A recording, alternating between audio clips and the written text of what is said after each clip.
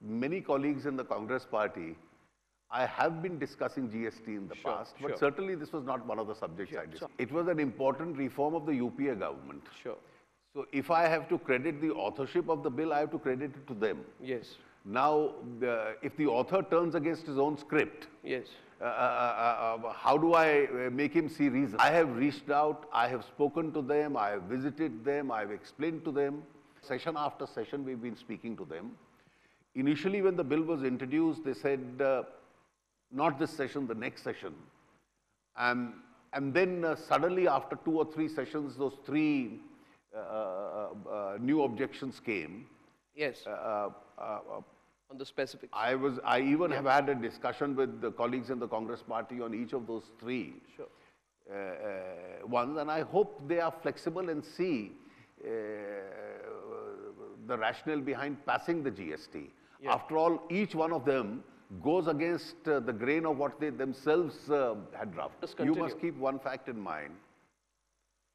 Every political party except the Congress is actively supporting it, including the UP allies. So even the RJD, the NCP, the JDU, they've said that they are openly supporting this bill. Each one of them has made statements. So there's not a single political party who goes with them. Every state, because this impacts on revenues of the states, including the Congress states, are actively supporting this legislation. Now, having said this, and then having said that, I credit them with the authorship, because ultimately it is Mr. Chidambaram who in 2006 in the budget announced that they will start working on this and created the Empowered Committee. Mr. Mukherjee introduced the bill in 2011. Now, having done all this, I don't see any reason why they should have a rethink on the bill at all.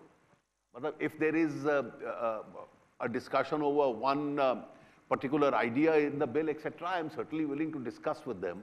But anything which makes it a flawed legislation, certainly we can't bind future generations with a flawed legislation. Now, we've been discussing with a large number of them, and as the parliament session comes, we also discuss. And don't forget one factor, that at the end of the day, it's very good to have laws passed by consensus.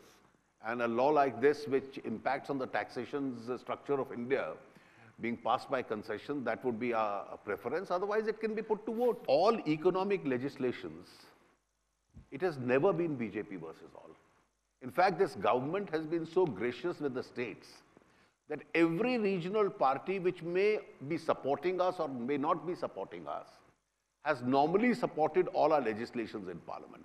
So when the mining law was passed, when the coal auction law was passed, when the GST is being discussed, from the BSP to the Samajwadi, to the Trinamool, to the AIDMK, to Biju Janata Dal, to the JDU, every political party, NCP, has been supporting us.